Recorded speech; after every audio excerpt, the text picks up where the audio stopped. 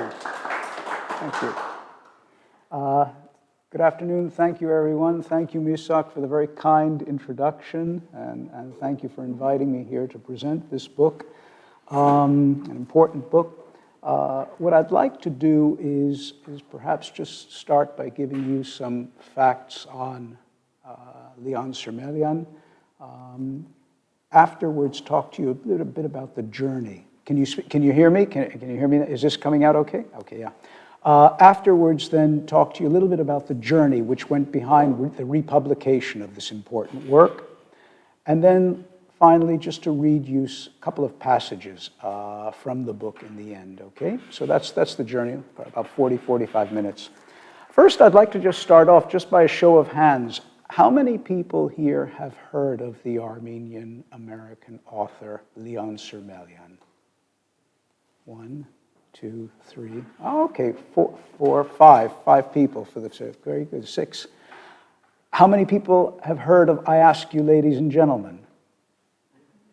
All right, wow, that's even grown. Finally, how many people have read it? I'm impressed. I'm impressed. Wow, this is you're an outstanding group then. Very, very good. Wonderful. Okay, to begin with, his early life. Levon Zaven Surmelian was born in 1905 in Trabzon in the Ottoman Empire to a pharmacist, Garabed Surmelian, and Zvart Diradurian. He was the third of 4 children. He had 2 sisters and a brother. Surmelian lost both his parents as well as members of his extended family in the genocide. His impressive tenacity for survival took him to various parts of the vilayet of Trabzon, and in 1916, an 11-year-old Surmelian boarded a Russian ship for a brief stay in Batumi, then Krasnodar. Eventually, he, along with his 3 siblings, were saved by a Greek doctor who was a family friend in Trabzon at the time. In 1918, during the armistice after World War I, Surmelian arrived in Constantinople with a group of friends and later attended the Armash farming school. After a brief year in Armenia, he returned to Constantinople and lived in an orphanage and continued his studies.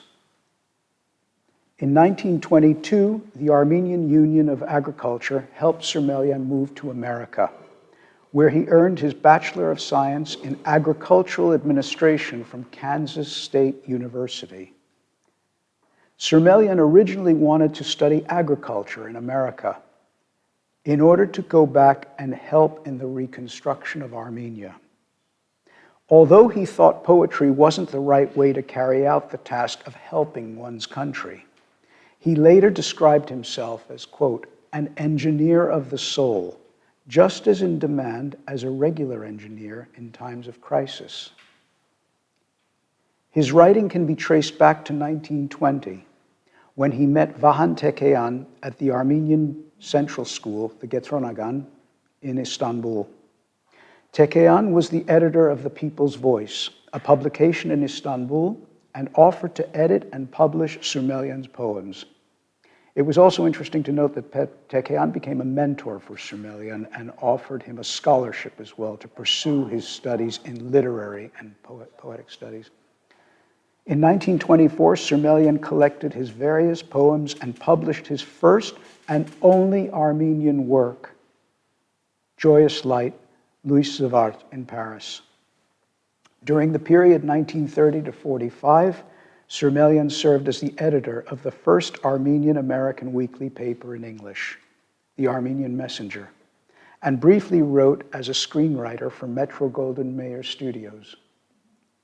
Which brings us to 1945 and our book right here.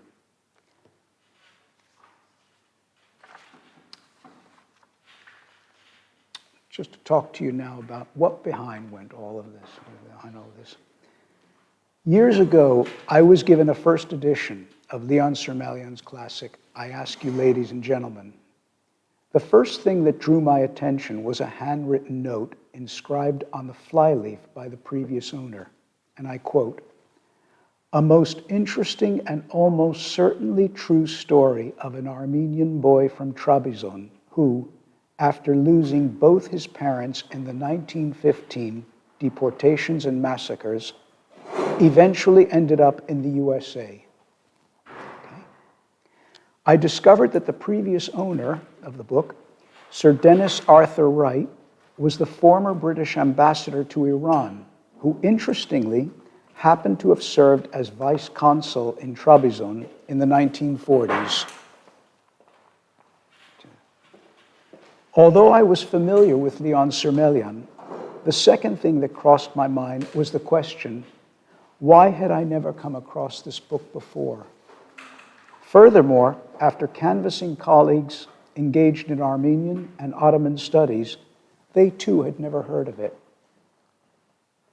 I was soon drawn into the personal journey of a 9-year-old boy, a heartwarming autobiographical account written in beautiful prose and presented in a novelistic manner. I learned that the out-of-print book, first published in 1945, was a bestseller in its time. It was internationally acclaimed and translated into many languages. So the journey now. In working with the Armenian Institute, we decided to bring back into publication this long-forgotten masterpiece for the benefit of new generations. A small team was assembled, and the strategy was essentially twofold: to remain utterly faithful to the author's original text, while at the same time to provide the all-important historical context, including relevant images, maps, and a glossary of terms. We periodically engaged with a senior member of the family, the author's niece, Leon Surmelian, who is a concert pianist in Canada. And she very graciously provided her support, family photographs, and additional information. We are also grateful to a number of prominent individuals who consented to write a short review or an endorsement of the book. What strikes the reader is the eloquent and profoundly sincere account of tragic and transformational events from the vantage point of a young boy. This is a beautiful book written with a great sense of humor and humanity. Furthermore, the dozen or so photographs reproduced at the end of this edition provide a visual record of the characters and places that populate its pages. Now, just to situate the book for you in time and place, some information about Trabzon. Trabzon was the most important port city on the Ottoman Black Sea coastline. Like many port cities, its population comprised of a mosaic of peoples of different cultures, ethnicities, and religions, such as Greeks, Turks, Armenians, Jews, Laz, as well as a host of foreign nationals, including European consuls. It is also interesting to note that given its geographic location, the Armenians of Trabzon were very much aware of and in contact with the Russian Empire. Through the nearby port of Batumi, there was significant exchange with Russia. Now, many of you will know this, but for those that may not know the historical context, just a brief thing on what was happening then, political forces at work. When Leon Surmelian was a child, the 19th century had recently passed into history, and the once great Ottoman Empire was undergoing a long, severe decline, with the loss of possessions and facing a host of political, economic, and social change. Brutal repressions and unfair taxation within the empire became more common, and in the 1890s, devastating massacres of Armenians took place under Sultan Abdulhamid II. The Young Turk movement, initially supported by many Armenians, had begun by promising reforms that would enhance the lives of all Ottoman subjects. However, by late 1914, when the Ottoman Empire entered World War I as an ally of Germany and an opponent of Russia. Armenians were already being targeted, regarded as suspect, no longer loyal subjects. Surmelian's town and others in the Armenian homelands would soon suffer deeply as arrests, deportations, and genocide of the Armenian population spread across the empire. A bit about the Surmelian family. The Surmelians were a middle-class, urban, extended family headed by an entrepreneurial patriarch, as we said, a pharmacist. They were well integrated into the fabric of a multicultural Trabzon society. Of financially comfortable means, education for both men and women was valued and emphasized. So, what is exciting about this book? Why is it so important, and why publish it? Surmelian's book is perhaps the most beautifully and lucidly rendered of the various autobiographies that narrate the experience of the Armenian genocide and its after effects. 100 years after the events it recounts so vividly, this timeless book continues to be extremely relevant today as a timeless story of millions of refugee children around the world. Throughout the republication, I was constantly reminded and inspired, really, by a quote by Leon Surmelian himself in 1945, and I quote, "I ask you, ladies and gentlemen, is strictly a factual story, the literal truth about my boyhood. I should like to see it publicized as the universal story, the timeless legend of boyhood. To regard it in any other light is to miss its point and significance." This was truly a team effort, a shared passion, and a labor of love. The book now awaits rediscovery among new generations of readers. What I'd like to do now is read you a couple of passages from the book itself, okay? And it'll give you a flavor of, this man was a poet. This man was a gifted writer right from the beginning, and Vahan Tekeyan recognized that. So I'd like to read you two passages. One is from the beginning. The first 4 or 5 chapters of the book, Surmelian paints this wonderfully vivid picture of a multicultural, multi-ethnic Trabzon and the interconnectivity of the various peoples. Yes, there were tensions and there were different levels of issues between them, but by and large, it was a city that unfortunately no longer exists, this lifestyle in the Middle East at all any longer. But the second chapter is entitled "The Shame of Maundy Thursday." And it will give you a sense of his humor, his humanity, but also a bit of the Trabzon itself. Yeah?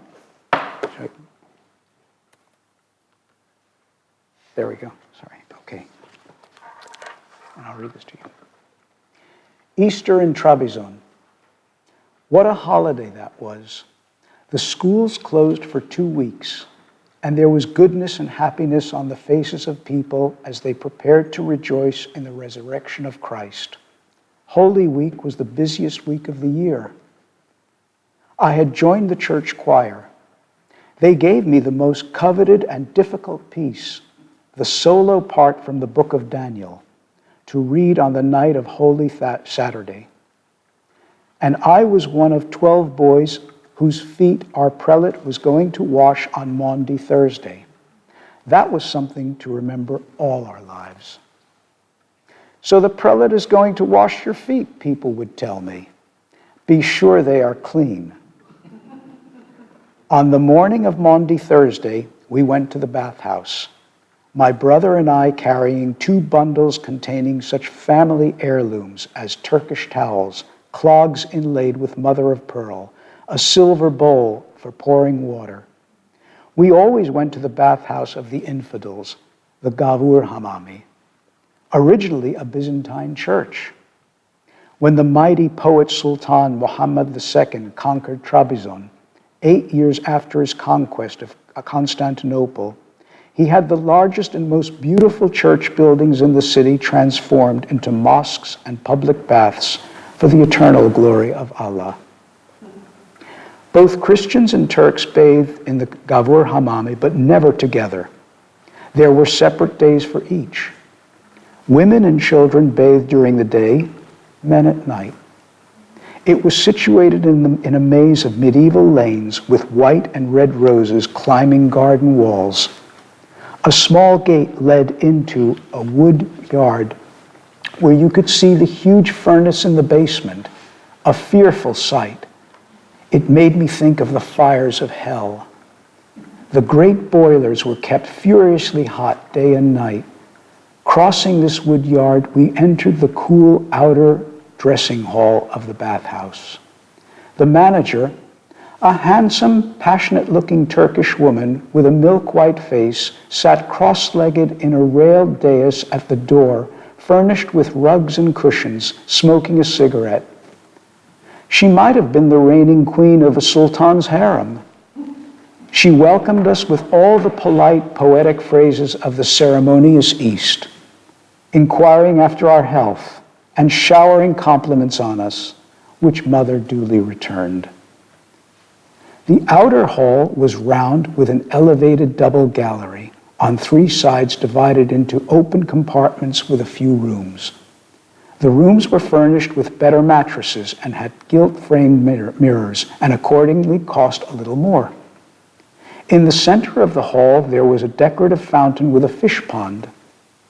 In an alcove, an old and withered Turkish woman wearing clogs and peshtamal, a sheet of striped cloth tied around the hips and reaching down to the knees, was busy with her copper coffee pots. Pink, languid Greek and Armenian women, wrapped in fluffy snow-white towels, lay on their mattresses in the gallery, resting after the rigors of their baths. Every time the thick, heavy door that gave access to the inner hall was pushed open, the outer door resounded with a sudden blast of ringing uproar and steam, abruptly shut off as the door closed.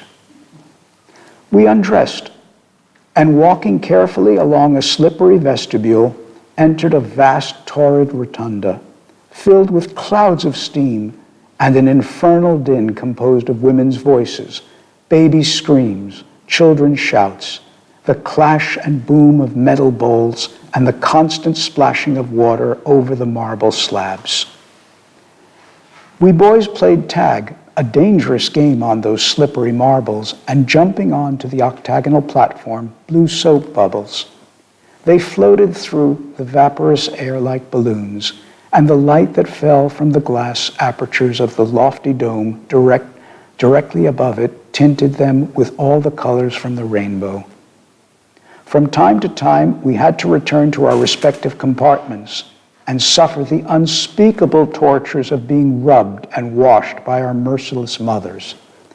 A thorough rubbing and 3 soapings from head to foot were required before Mother pronounced me cleansed. And of course, everyone joked about my feet, said they were dirty, no matter how hard I washed them. This bathing lasted 4 or 5 hours, after which, wrapped in towels and wearing clogs, we returned to the dressing hall. It was like getting out of the heat of the deserts of Araby and entering the cool, delicious paradise of Allah. We did not dress immediately. That would have spoiled the luxury of our bath.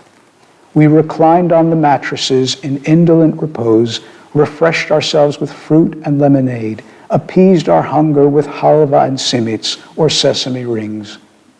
And leaving the bathhouse had its special etiquette. Mother again exchanged the customary compliments with the manager as she paid her. Late in the afternoon, our cheeks still flushed with the characteristic bathhouse glow, we went to church for the most solemn rite of the washing of the feet.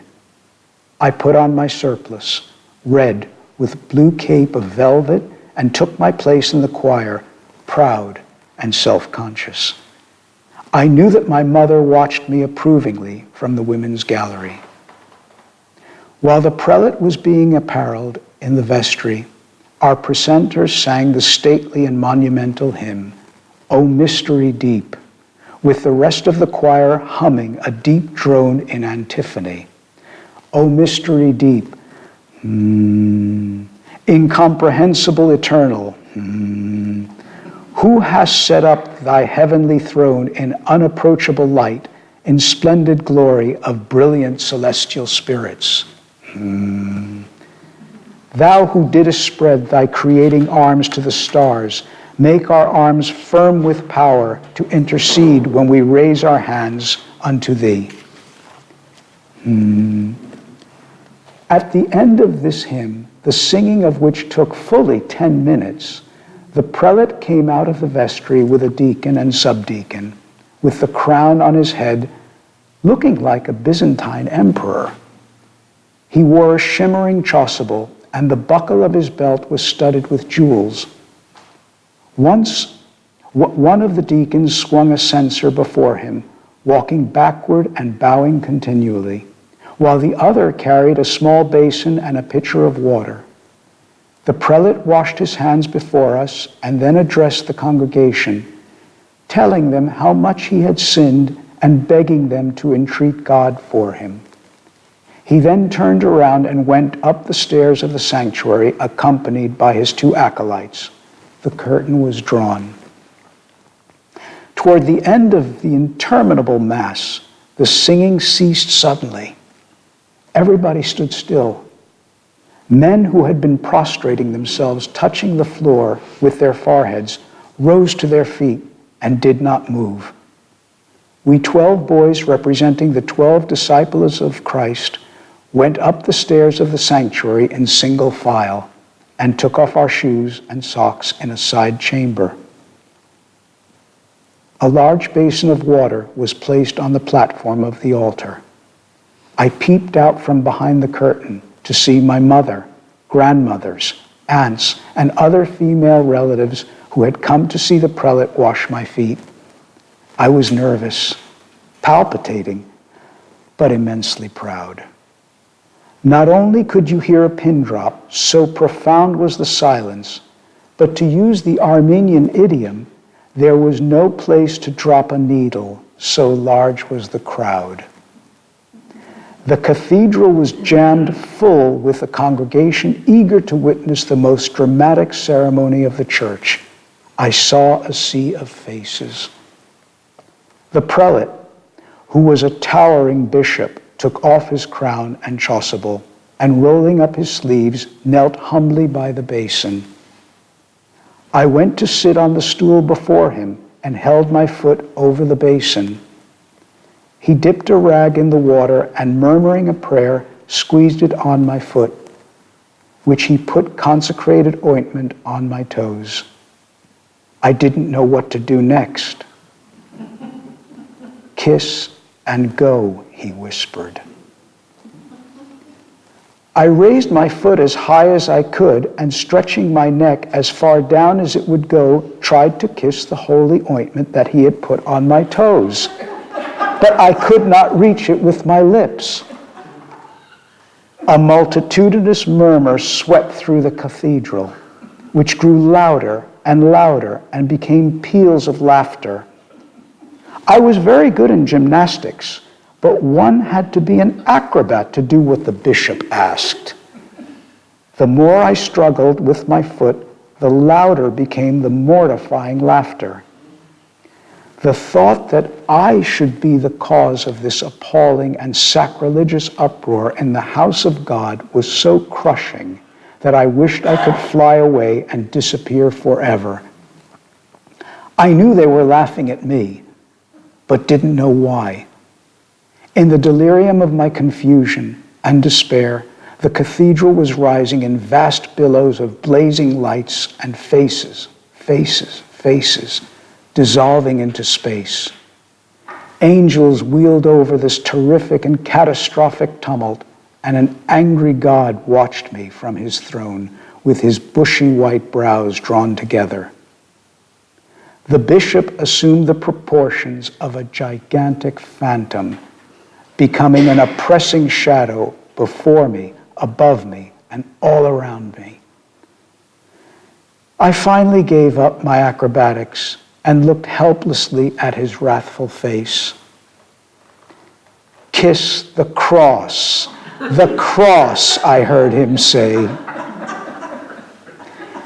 So it was the cross I had to kiss, and not my foot.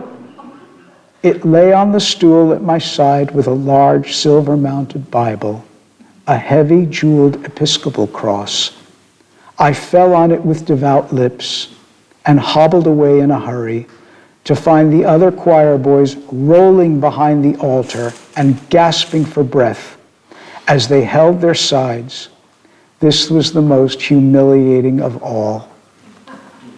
Okay, so that gives you a bit of his writing, the poetry, the humor, and the humanity of it as well, okay? The second excerpt that I'd like to read you actually comes from the penultimate chapter, chapter 24, the second to the last chapter, which shares the chapter's name is the same as the title of the book, I Ask You, Ladies and Gentlemen. Before I read it, in the preface of the book, Dr. Susan Patty wrote a couple of paragraphs which express the eloquence of this chapter very beautifully. So what I'd like to do is read, can you hear me all right? Yes. What I'd like to do is read her couple of paragraphs first and then read you the chapter. Okay. This is from Susan's writing. Today, unfortunately, we have hundreds of thousands of contemporary examples of people engulfed by war and other forms of violence. Thanks to modern media, we also witness the same audacity and courage of those struggling to survive, willing to try anything to escape their situation. Some of the more intimate documentaries also demonstrate how quickly refugee children grow up and take on responsibilities for themselves and for others, how they learn to grab or even create opportunities, assess their possibilities, move onward, imagine new dreams.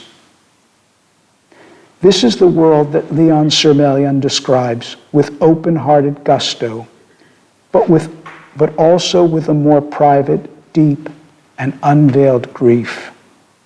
The chapter sharing the book's title embodies this discomforting contradiction. The ironic, witty tone of, I ask you, ladies and gentlemen, does not hide his anguish, but simultaneously delivers a love letter to the disappeared world of his childhood and an ode of appreciation to the country that welcomed him and where he thrived. Now, the book entitled, I Ask You, Ladies and Gentlemen. Put that down here, okay. Sorry.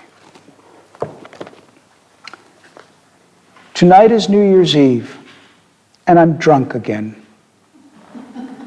I realize that I'm a disgrace to this society, of which I have the honor of being a member.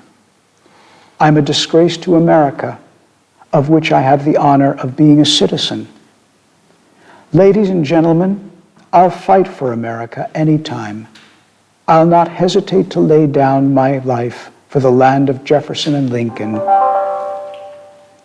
But I ask you, ladies and gentlemen, what can I do when once upon a time the world was no longer larger than the little side street where I was born, where I led my armies to incredible victories on my spirited broomstick horse, when stalwart men in hobnail shoes sold vegetables, carrying primitive weighing instruments with pebbles of various sizes for weights, and sang the praises of their string beans and eggplants and tomatoes and artichokes in booming, hearty voices.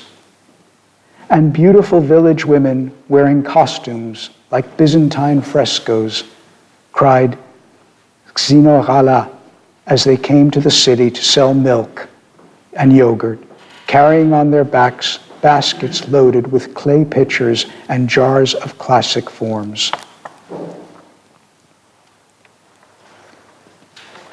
What can one do on New Year's Eve in America, when once upon a time there was a city built on the lower slopes of a towering cliff, on the dark, serene face of which an old Byzantine monastery seemed to ascend like a white stairway to the throne of God? The top of the cliff was flat, like a table, covered by a bedding of grass over which we schoolboys romped and somersaulted, intoxicated by the odor of the old springy turf and the little yellow flowers we called the tears of the Virgin. Some 900 feet below us was the anchorage, and across the sky-blue expanse of the sea, the swift, lateen-rigged Turkish coasters scudded like great white-winged birds, kicking back showers of spray. Ladies and gentlemen, it's great to be in America, and as I said, I'll fight for America any day. But what can one do on New Year's Eve when once upon a time there was a monastery called Vank, dedicated to a Redeemer who did not redeem his people? Vank was built upon a hill girt with strong walls like a fort overlooking Xenophon's camp, where rested the caravans of Bactrian camels that came and went on the Golden Road from the Black Sea to Tabriz. We went to Vank for a few days' outing to celebrate the ascension of our Lord Jesus Christ. The old cloister was crowded by pilgrims. Magnificent rams with Roman noses and spiral horns were butchered under chestnut and walnut trees, cooked in huge copper cauldrons and eaten in communal meals for the salvation of the souls of our dead. Cockfights, games of skill, and wrestling matches kept us boys in a state of constant bubbling excitement. The men pilgrims from the villages wore tight jackets ornamented with 2 cartridge pockets across the breast. They wore operatic breeches with balloon seats and glove-tight legs. They wrapped a jaunty cloth hood around their heads, leaving the 2 ends flapping behind over their shoulders. Their women sported gorgeous costumes of wine-colored velvets and green silks, their small disc-like headdresses bedecked with gold coins. They danced in a circle to the music of drums and bagpipes, the girls coyly exhibiting their charms, and the young men picking and wooing their future wives. And there was a blind minstrel with a wailing violin who sang old Armenian rhymes of wisdom and metaphoric rhapsodies of love. I'm drunk. I'm a disgrace to this society, and believe me, I'm ashamed of myself. But what can you do? What can one do on New Year's Eve here in Hollywood, California, when, with the thawing of the snows in the mountains of the interior, great bands of sheep came to Trabzon from the highlands of Erzurum? They blocked the streets and kicked up clouds of dust as their shepherds drove them down to the harbor, broad-tail sheep of the hardy Karakol breed, each band led by a vanguard of proud bucks, bearded warriors, wise in the ways of the range and carrying bells of deeper tone. The shepherds wore sheepskin capes and carried long crooks. Their dogs, big, hairy beasts with bushy tails, wore steel rings around their necks to tear the jaws of attacking wolves. I voted for President Roosevelt, and I repeat, I'll fight for America anytime. But what can you do on New Year's Eve when, though you are wearing a tuxedo and own an automobile, you remember the baker who kept his accounts by cutting notches on a tally stick and collected once a month? when you remember the vendors of cold beverages who hurried along the narrow streets, looking as if they had just arrived from Muhammad's paradise to serve the faithful with refreshing drinks. They were dressed in white and wore white caps, delicately embroidered with fancy flower work. And strapped across their backs, they carried enormous brass pitchers with long, graceful spouts, adorned with little bells, which jingled as they strutted in characteristic pompous gait, shouting, "Ayran, buz gibi, vishne sherbeti, buz gibi," buttermilk, ice cold, sour cherry sherbet, ice cold. When you remember the wreaths of daphne leaves and wildflowers on May Day, framing winged cherubim that hung from every door in a blessed street, and going to the hills with hundreds of happy school kids to gather violets and then pressing them dry in books. Have you ever picked a wild strawberry from under a hazel tree? Have you ever smelled anything more heavenly delicious than a wild strawberry? Or aren't there any wild strawberries in America? Where can I find a little wild strawberry that will look and smell like the wild strawberries of Trabzon? America is a great country, the promised land, the hope of mankind.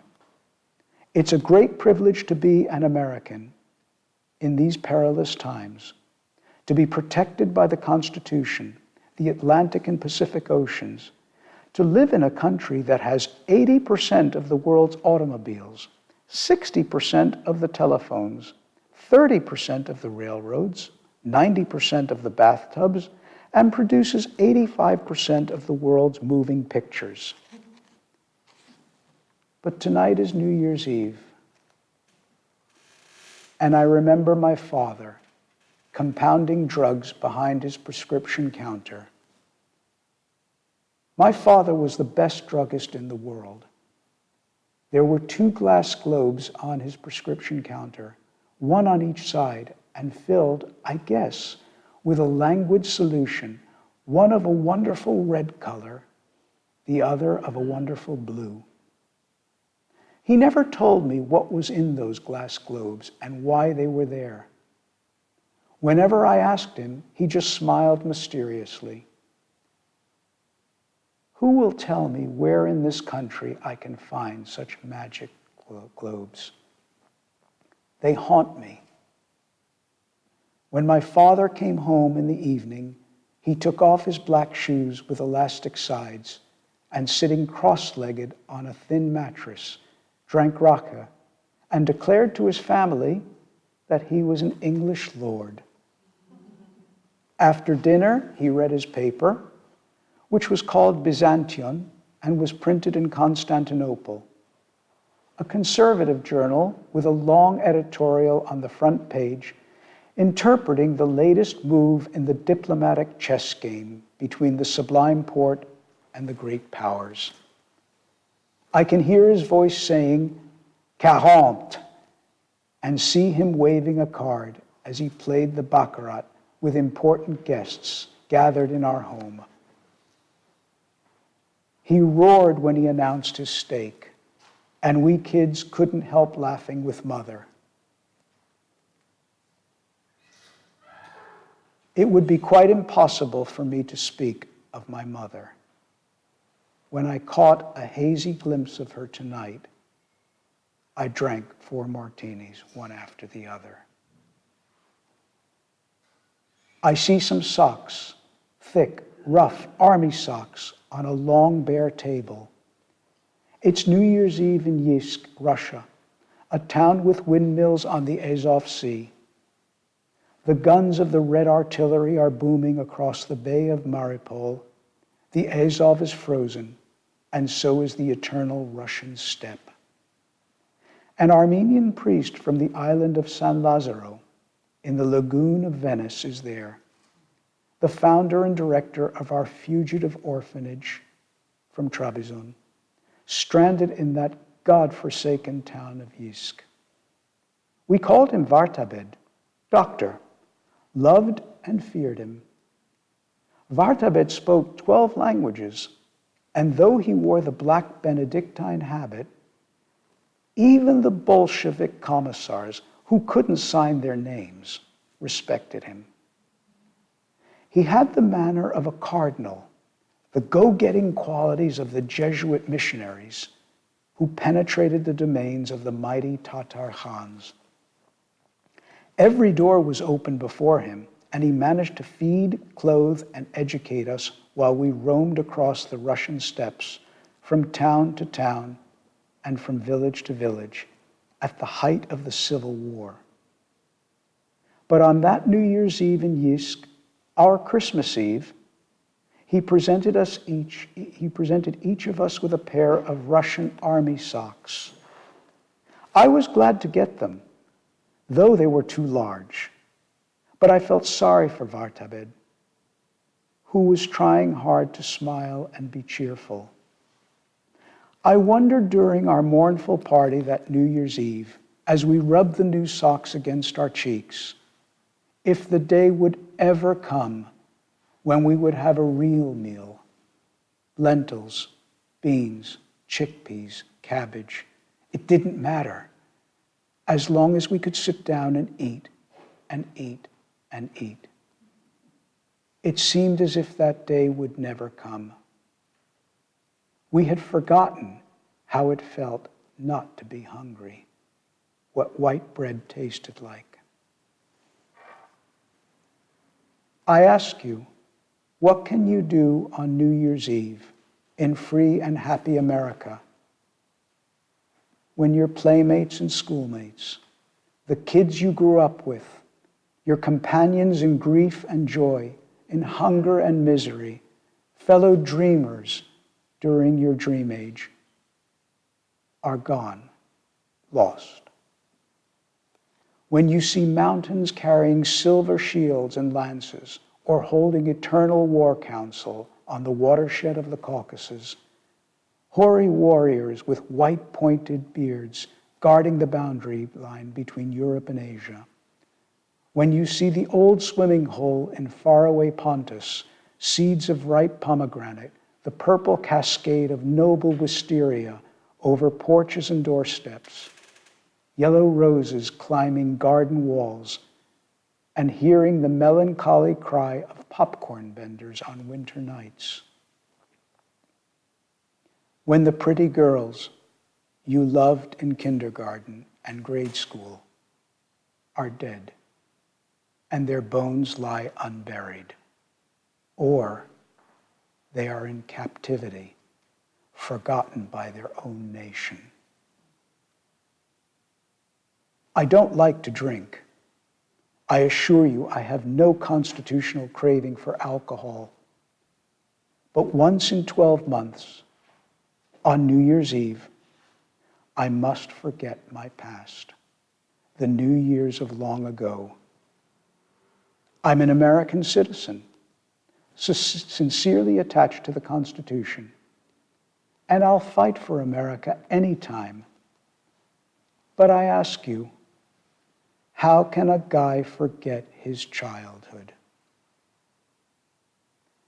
There are millions like me tonight in free, happy America, haunted by their early years, which are always, everywhere, the happiest. The world is full of sorrow and memories, of stories that cannot be told, of poignant images that have no stories. Forgive me, ladies and gentlemen, I must have another drink.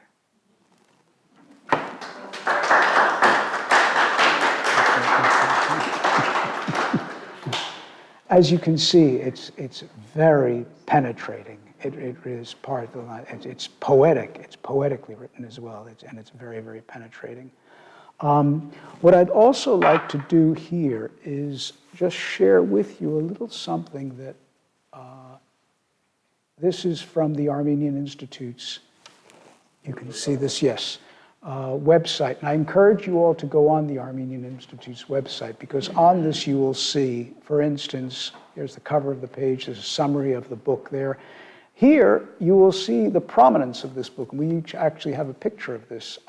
It's a picture of Leon Surmelian with Clark Gable signing the book for Clark Gable. This book was a bestseller in 1945 in the United States. There's also here, as you can see right here, sadly before he passed away, Robert Fisk, though, wrote a wonderful article, a review on I Ask You, Ladies and Gentlemen, and on the book, and tying it into Trump's America and just juxtaposing the whole value system there. A few of the write-ups here.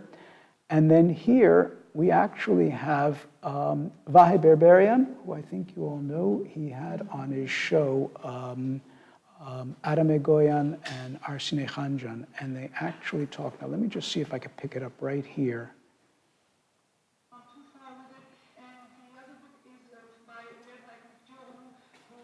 Yeah.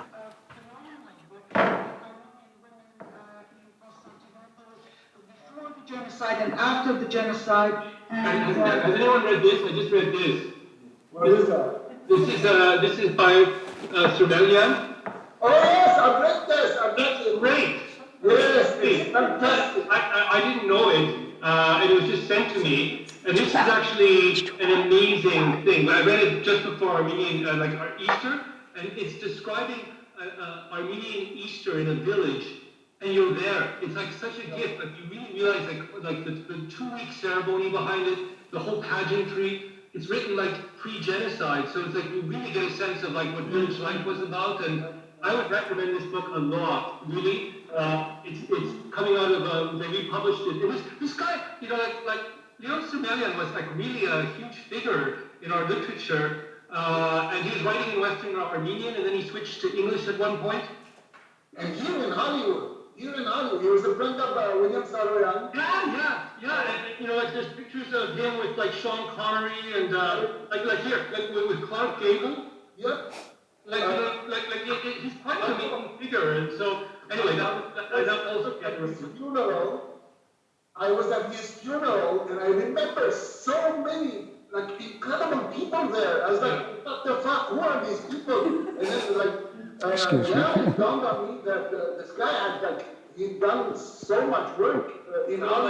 He's done a lot of translations from Armenian poetry, and he was really a huge figure. But it was great to kind of to have this. But Vahe, let's begin by talking about your book and how amazing your book is, and how much we're looking forward to have it published because.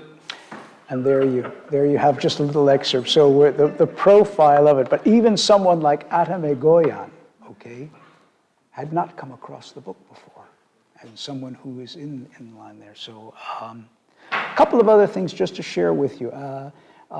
When he arrived in as I said, his first publication was a collection of poems that Vahan Tekeyan published for him. And it was called Luis Zivart, Joyous Light. As soon as he arrived in America, he stopped writing in Armenian. He only wrote in English then afterwards. And everything he wrote afterwards, the novels, collection of folk tales, his Daredevils of he translated the Daredevils of Sassoon into English, but it was all in English. He also, he's known by his family members as Zavin. So when we spoke to Hasmik Surmelian, it was always Uncle Zavin, okay? And his name was Levon Zavin Surmelian, but the Levon became Leon when he got there to the States as well. So that was another thing. And then there's a very interesting chapter in here, I will also say, The Great Hoax. And in The Great Hoax, it is the principle of the Getronagan, which people that don't know, which was a very prestigious school in Istanbul, which at this point in time, in 1918, 1920, it was mostly orphans that were there, Armenian orphans. But Surmelian was doing very well there. And the principal of the Getronagan, along with Vahan Tekeyan, take him out to lunch because they hear of this idea that he has to major in agricultural studies and so forth. And they tried to convince him by offering, now don't forget, he's an orphan living in an orphanage and going there. They give him a stipend, they will finance his studies, they will send him to Paris. And Vahan Tekeyan says to him that you have a gift here, and we want you to pursue it. He was very dismissive because, and you'll see in there, he doesn't tell Vahan Tekeyan this, of course, but as he's walking back from the lunch, and he very politely refuses their offer and says he's going to the States to a place called Kansas, which is this rectangular state in the middle of the country, which no one's even heard about. But he then, in his mind, as he's walking back from the lunch, he's talking to himself, and he thinks to himself, what good was your literature and your poetry when you were negotiating on our behalf at the 1919 Paris Peace Conference? So I'm going to do something which will help in the reconstruction of Armenia. And that's what the purpose of it was.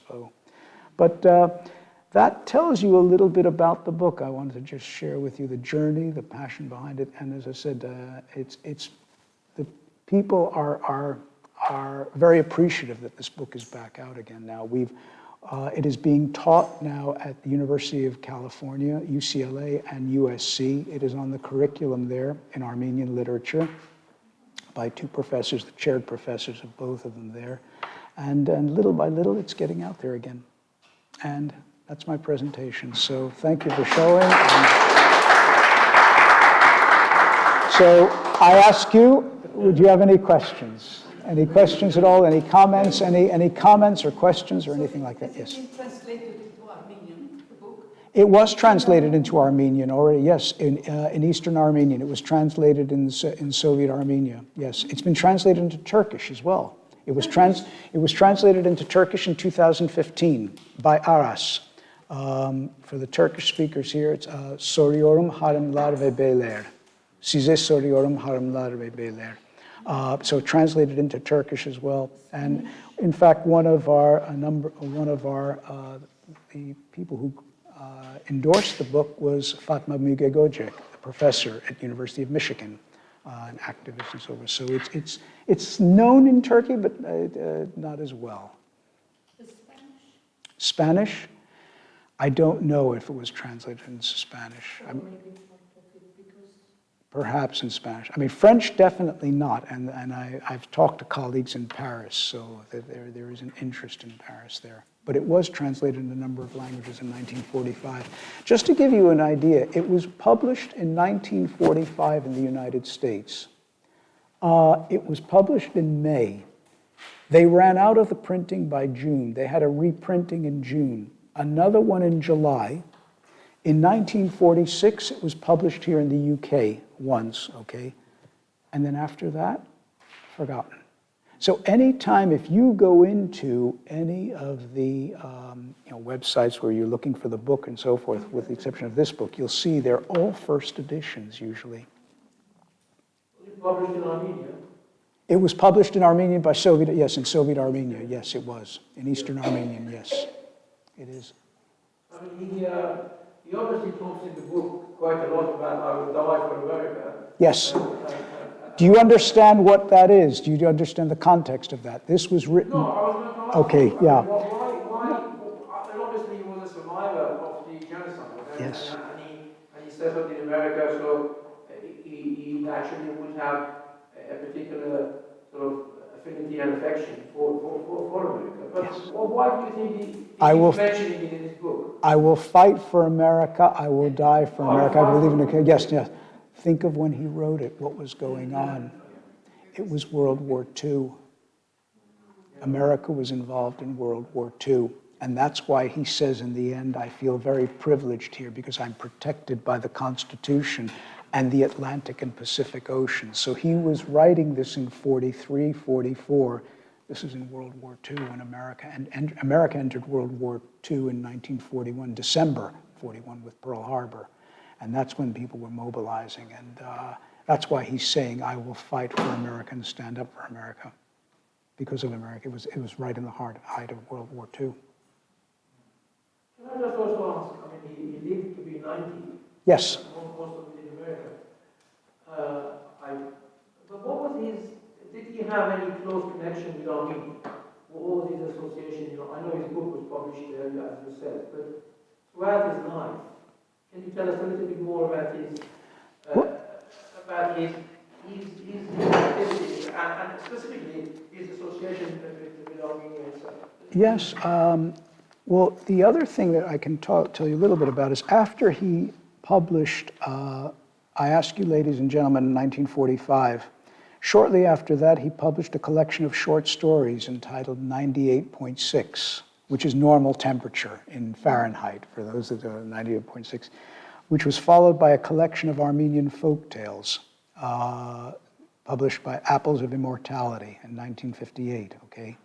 Afterwards, he then translated the Armenian national epic, Daredevils of Sassoon, into English, and then started working on the techniques of fiction writing that was used in academia. His connection with the Armenian community was mostly latterly in his life and through the AGBU. And that's where he left his entire estate.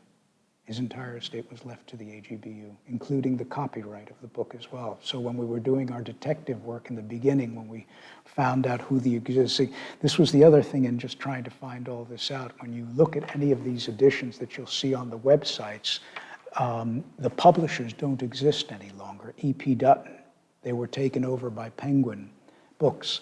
And when we got in touch with Penguin, they had no record idea of it, so you had to go into the classic, the heritage E.P. Dutton books, and then you realized afterwards, no, they released this while he was still alive. He left it to the AGBU, so we got consent from the AGBU. They were more than happy for us to publish this, yes. So there was this connection still there. And he remained very close with his brother, Onnig, who also was a musician, a concert violinist, pianist. Just last question. I was reading the Armenian Institute website this morning, actually, just before I came here. Good. And they do compare him to William Surmelian. Yes. Do you think that he was up to that standard? Well, I can read you what Saroyan has said. Saroyan was an influence in his life, okay, and clearly an influence in his life, and it was Saroyan that also encouraged him to publish this. And Saroyan inspired him to tell the Armenian story in a different language, would later go and write the introduction of the book. So in the book itself, we kept, in the original version of the book, the introduction was written by William Saroyan. And in here,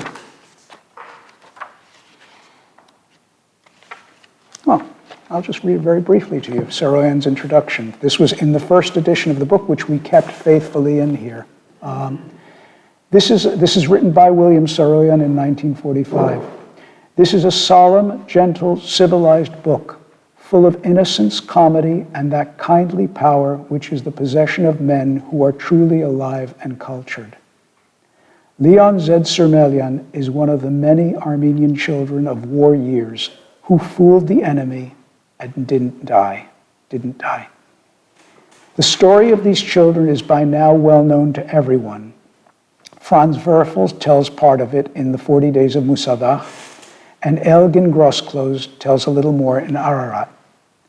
Here, however, for the first time is the full story by one of the children himself. Their world was destroyed, but not their lives. Many of them are now in Soviet Armenia, Russia, Persia, Syria, Greece, Canada, Mexico, South America, and America. Many are dead in the old country, with the world that was destroyed. Their comrades who were tougher or luckier will never forget them. Their enemy was not any particular nation or any particular people. Their enemy was evil with a capital E. As abstract as evil might be in any parable. These children were certainly innocent. If they belonged to any nation, it was to the nation of children. They had wronged no one, and yet evil in men sought to destroy them, as if they were real only in a fable, rather than in reality itself. These children lived. Leon Surmelian came out of the old country to America and proceeded to mend the wrecked legend of his life. This book tells the story of that mending. It is a story without hate, for hate and death are partners, and this is a story of life. I ask you, ladies and gentlemen, contains some of the finest writing I have ever read. The whole book is almost a lyric poem. Surmelian's style is simple and unaffected, warm and humorous, and at the same time full of the melancholy of the civilized and intelligent. I can't imagine anybody being disappointed with this book. It is one of the most beautiful and exciting stories I have ever read. I say this in spite of the fact that Leon Surmelian is my friend. I know a great and good book when I see one. That was Leon Surmelian. Yeah, that was, yeah. So where do we buy it from? That was his review, and we kept that faithfully in here. Flora. How old was he when he gets to America? How old was he? 1922, 1905, he was 17 years old. 17. So he had his elementary education In Trabzon, yes. So he was born in 1905. The world that he knew came to an end in 1915, so he was 10. He had his elementary education there. From 1915 till about 1918, he, as I said, through survival, and you'll see it in the book, it's the incredible ability to survive, roaming around the vilayet of Trabzon, and then getting on a boat to Batumi at the age of 11, okay? In the guidance of the Mkhitarist priest and other people, but then he resumed his education in 1918, back in Constantinople. And then, yes, and by 1922, he was on a boat to America at 17. These kids grew up very quickly. You see that in there, very, very quickly. And you'll see in one of the chapters, just to tell you a little bit about, in Armenian, there's an expression, jarbig. It's sort of street smarts, common sense, very quick though. Streetwise, yes. And in one of the chapters where he's roaming the vilayet, he escaped from the deportation march, okay, and he's now on his own. All right, this is an 11-year-old kid. And he's walking from one village to another at night. And he knew the next village is a Greek village, and he knew that he'd be able to get sanctuary there.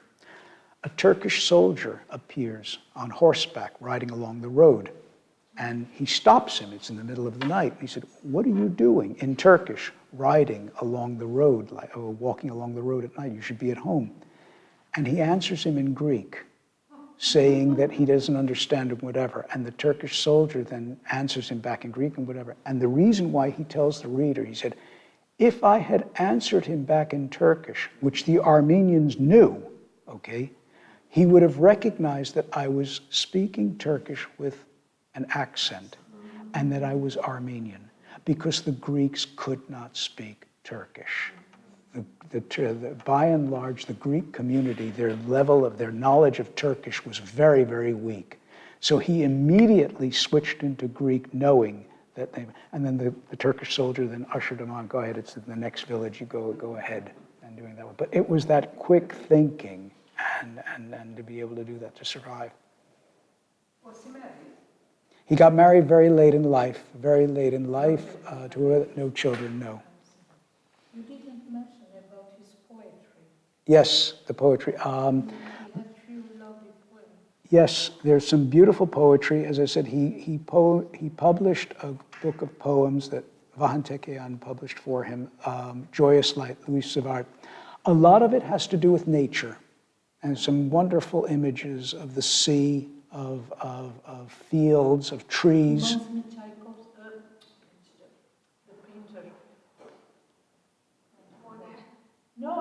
Russian painter. Ivazovsky, yes, something like Ivazovsky. Very much of nature, yes, and going back, that is what he's doing, and which is very strange for him, someone like that appreciates nature, and of course ends up in Kansas. Now, if any of you know the topography of the United States, Kansas is right smack in the middle of the United States. It's literally a rectangular state. It is all wheat fields. There are no mountains. There are no seas. There's nothing. It is just flat wheat fields across there. There is one, he says, I planted this tree for the memory of my ancestor, of my father. Yes, yeah, Yesterday so he did that. monster. Okay, yeah. Even Cebu put the music on. Yerki Beradza. Okay, I. So, but it's. No, we're very happy that it's now out there. This is a gem in not only Armenian literature, American literature as well. So, yeah. You can buy the book. Yes, the book is here. Yeah. You The can book is own it, here. read it, and pass it on to the next generation. So thank you, Richard. Not at all. Thank you very much. Thank you. Thanks for your time. Thank you. Thank you. Is that okay? Have you got the copies? Yeah, I have copies, yes. How much? Can we pay right now? £50 million.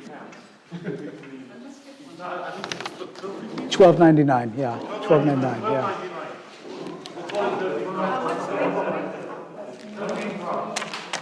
Good. You are a very good presenter and Did it work out okay? Yeah. Okay.